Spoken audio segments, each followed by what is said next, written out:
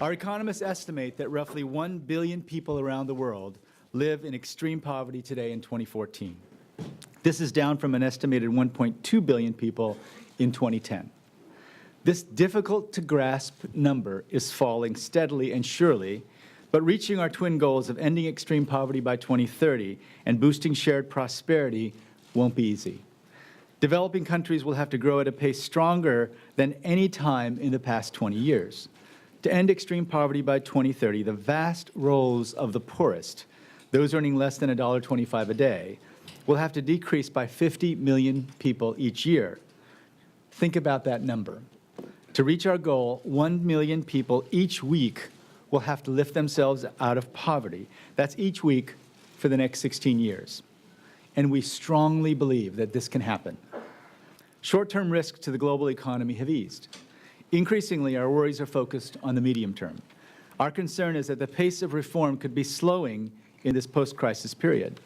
The focus must return urgently to the structural reform agenda. Even a small setback can result in leaving millions of families in destitution rather than escaping poverty.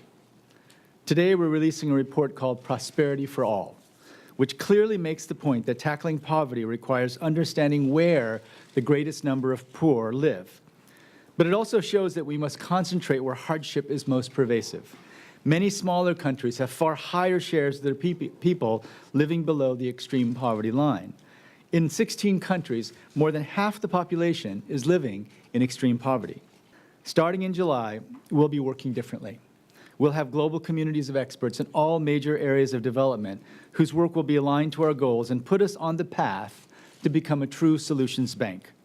Our focus will be on providing the best services possible in countries, by keeping a strong presence in country offices, and by providing global solutions to local problems. There's good news on finance as well. Over the next decade, our annual capacity is expected to grow from 45 to 50 billion a year now to more than 70 billion a year. This is possible thanks to a record IDA replenishment, our cost savings, our financial strength, and clients willing to pay more for our knowledge and services. Thank you very much, and I'd be happy to take your questions. Philip Inman from The Guardian in London. Could you explain why the bank is increasing fees for its expert advice to countries when those countries, I assume, can ill afford to pay? In terms of direct advice that we're giving, especially to the poorest countries, that's not been increased.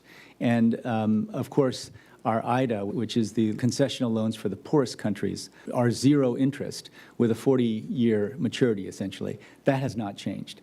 And for some countries, especially the very, very poorest, we still provide grants. So the fees have only changed for a very small percentage of the countries, and we're very grateful because they had to approve that in our board. And as you can imagine, that was not an easy conversation. But we take this as a vote of confidence that despite the increased cost, these countries are ready and willing to pay it because they like what they get from the World Bank Group.